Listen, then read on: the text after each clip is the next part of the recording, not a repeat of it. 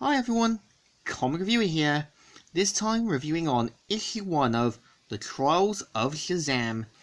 Now, as you know, The Trials of Shazam was a 12-part series that was supposed to kind of tell how basically Freddie Freeman, who was known as Captain Marvel Jr., eventually would become the replacement of Billy Batson, and also how Billy Batson became the caretaker of the Rock of Eternity after the events of Infinite Crisis when Spectre declared war on all magic.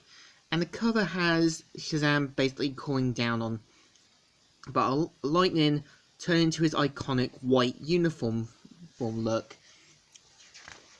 And the story starts off how in Norway we see how two human traffickers say, "How many do we have? Enough. Don't get wise. How many damn kids?" And they think they've got enough and enough. And they see one kid who looks about 15, basically go to ask him how old he is.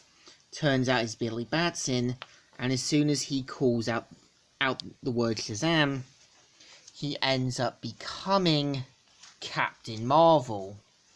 And yeah, DC had their own version of Captain Marvel before changing the name in the New 52.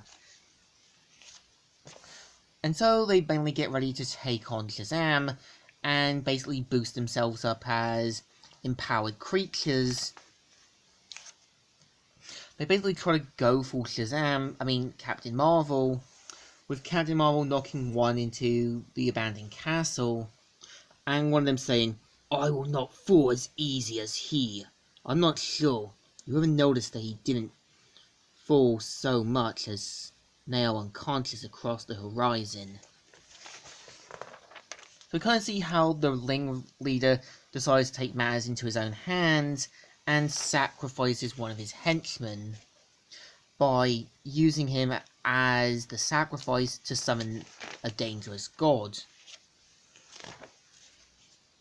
But just as Shazam looks, he sees it's a giant frog-like creature, with Captain Marvel saying, "That is one big frog." And so we're introduced to 23 hours ago, where Satana says, "I don't know what's worse, the way you look or the way you smell." So we kind of see how Satana's having a difficult time taking down this creature. So after getting help from Captain Marvel, manages to knock the creature down, with Captain Marvel saying, "You gotta get him wet." "If you say so." "Yep, dup, dup, dup." See? Better, right? And we kind of see how Captain Marvel points out how it happened and how this creature came to be. We see how Satana's surprised mainly about Captain Marvel's knowledge on these things. We kind of see how he flies off afterwards to the Rock of Eternity, where he's now the new caretaker after the events of Infinite Crisis, where he basically sits in his chair, reads a book, and sees something from the cauldron with some dark elves trying to escape, with Billy knowing what the potential danger could lead to. So we see how Captain Marvel is trying to steal the giant frog, and of course finds a way to beat it.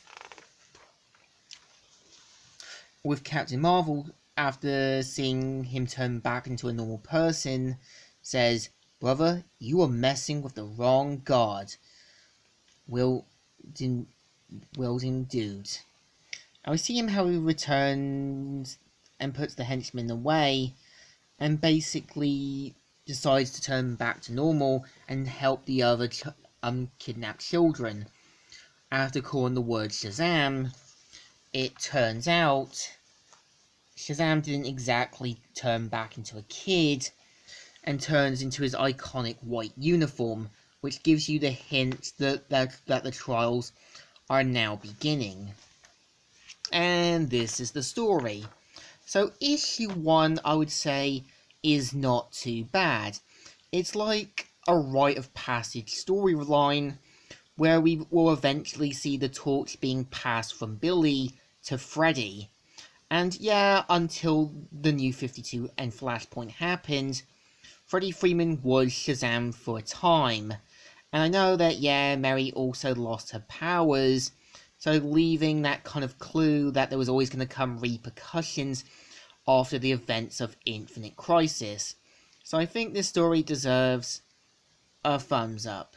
Still good, and still alright. So, Comic Reviewer here, signing out.